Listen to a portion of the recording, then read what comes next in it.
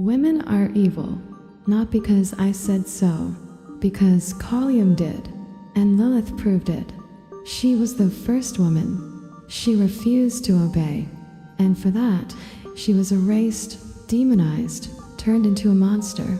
But Jung understood. The feminine isn't just gentle. It's seductive, wild, destructive. Lilith is the shadow we buried. And in this video, I'll show you why the most dangerous women are the ones who remember who they were before the lie. Have you ever looked at her and thought she's dangerous? Not because she's cruel, not because she wants to hurt anyone, but because she knows who she is, and she refuses to pretend otherwise. That was Lilith, the first woman, the one before Eve. She didn't bite the apple. She didn't fall from grace. She didn't need to, because she was never meant to be saved. She chose herself from the beginning, and maybe that's what makes her so terrifying. Let's be honest. We women, we have that side too. The wild, unapologetic, untamed part. The part that doesn't want to obey, doesn't want to please, doesn't want to be reduced to a role. Lover, wife, muse, mother. We carry her in us, and no matter how much we try to silence her with politeness or smother her with sweetness, she waits. She waits for the moment when we've had enough, when we stop saying yes just to keep the peace, when we stop lying about what we want. That's when Lilith rises. In the myth, God made her from the same clay as Adam, not from his rib, from the same ground, equal, whole. But Adam expected her to submit, and when she didn't, she left. She uttered the forbidden name of God and flew into the night. Can you imagine that? Choosing exile over obedience? Choosing loneliness over compromise? In Jungian psychology, Lilith is the shadow anima, the repressed feminine that refuses to behave. She is the chaos to Eve's order, the serpent's whisper in the dark, the one who says, "Why should I stay small just to make you feel big?" But here's the twist. The world needs her. Without Lilith, we're all pretending. We smile when we're angry. We stay silent when we should scream. We mold ourselves into good girls, hoping someone will finally reward us with love. And men fall in love with Eve, but they dream about Lilith. They fear her, yes, but they crave her too. Because Lilith doesn't offer comfort. She offers transformation. She doesn't complete you. She challenges you. She asks, can you handle a woman who isn't afraid of herself? There's a reason she was cast as the demon in so many stories. That's what the world does to women who stop apologizing. Think about it. How many modern women have been called crazy, hysterical, too much, just for saying what they think? When a woman breaks up with a man who can't respect her, she's heartless. When she focuses on her career instead of family, she's selfish.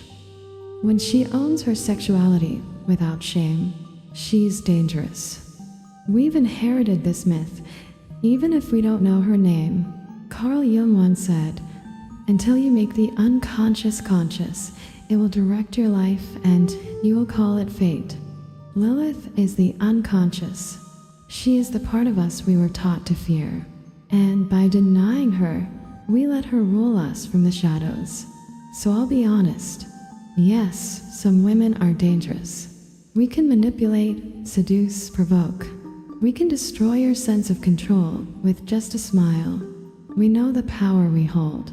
And pretending we don't, that's the real lie. But don't misunderstand me. We're not evil. We're just done pretending to be harmless.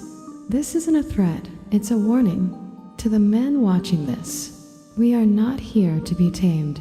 We are not here to be your reflection, your reward, or your redemption. We are here to become whole. Even if that means you find us frightening. Because Lilith was not created to serve. She was created to stand beside you. And when that was denied, she left. And maybe that's what true feminine power looks like. not the power to control others, but the power to walk away from anything that asks you to betray yourself. So now I ask you, if Lilith was the first woman and Eve was the one who stayed, which one do you think lives inside you? And more importantly, what happens when the two finally meet? Are you ready for that? Because next we talk about how they turned her into a monster. And trust me, that says more about them than it does about her. Tell me, have you ever been called too much? Too loud? Too emotional? Too sexual? Too independent? It always starts the same way. First they admire you, then they try to control you, and when they can't, they call you dangerous. That's what they did to her. Lilith, the first woman who dared to say no, who dared to walk away. And for that, they didn't just erase her. They turned her into a demon, a child killer, a succubus, a monster of the night. But who really was the monster? In ancient Mesopotamian texts, she becomes Lamishtu, devourer of infants. In Jewish folklore, she becomes the night demon who seduces men in their sleep and steals their seed. Mothers would hang amulets by their babies' cribs with the names of angels on them, desperate to keep her away. Think about that. The fear of a woman so powerful, her mere presence had to be locked out with magic. Why? Because she couldn't be controlled. And in a world built on control, freedom becomes the ultimate threat. Philosopher Simone de Beauvoir wrote, "Representation of the world, like the world itself, is the work of men. They describe it from their own point of view, which they confuse with the absolute truth." They wrote her story, and in their story, the woman who said no became the enemy of everything good and pure. But let's look deeper. Carl Jung teaches that what we refuse to face in ourselves becomes our shadow, and the more we repress it, the darker it becomes. Lilith is that shadow, not just for men, but for women too. She is sexual desire without guilt, anger without apology, power without compromise. And when that power is denied, when it's shoved into the unconscious, it doesn't vanish. It festers. It becomes resentment. It becomes sabotage. It becomes every sharp-tongued woman we've ever feared or envied. We see her even now. The media demonizes women who don't follow the script. The ambitious woman is ruthless. The child-free woman is broken. The outspoken woman is toxic. And look at the stories we still tell. Every femme fatale in movies, she's Lilith. Every mistress blamed for the man's infidelity, she's Lilith. Every woman punished for her freedom, burned in the workplace, online, in silence, she wears Lilith's name. We don't even need myths anymore. We've made modern ones. And here's the uncomfortable truth. We need Lilith to be evil. Because if she's not, if she was right to leave, to resist, to rebel, then what does that say about everything we've built on obedience? Jung reminds us, that which we do not bring to consciousness appears in our lives as fate. By refusing to acknowledge her, we're doomed to meet her in the worst ways.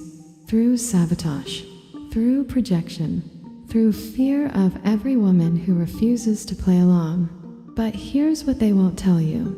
Lilith never stopped existing. She just put on new names. She's the ex who left and didn't look back. She's the CEO who didn't smile in the boardroom.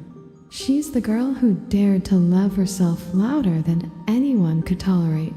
And if you've ever been called crazy just for knowing what you want, if you've ever had to shrink so someone else could feel big, then maybe you're not possessed. Maybe you're just remembering who you were before they told you who to be. So let me ask you, if the price of being good is silence, submission, and self-erasure, then maybe being evil isn't so bad.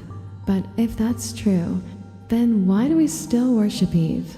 And what happens when the two women finally stand face to face? Are you ready for that confrontation? Have you ever felt like you're two different women living in the same skin? One of them smiles sweetly, lowers her gaze, says it's okay, even when it isn't. She wants to be loved, to be chosen, to be safe. The other, she burns, she watches, she waits for the moment to break free. That's the war inside us. That's the battle between Eve and Lilith. And I feel them both. Eve is the good girl, the girl they reward. She was created to comfort Adam, from his rib, from his need. She's quiet, beautiful, obedient, the kind of woman you bring home to your mother. But Lilith? She wasn't made from anyone. She was made for herself, and she will not bow. This isn't just a myth, it's a mirror, because every woman I know, myself included, has been torn between the two. Eve is the woman who stays. Lilith is the one who walks away. Eve wants peace. Lilith wants truth. And let's be honest, the world still tells us to choose Eve. Be agreeable. Be gentle. Be grateful. Don't ask for too much. Don't be too loud. Don't challenge him. Because if you do, you're difficult. You're cold. You're Lilith. But here's the thing. Eve wasn't just the good girl. She was also the one who bit the apple. She did rebel. She did want knowledge. She did disobey. So, what if the difference between Eve and Lilith isn't obedience?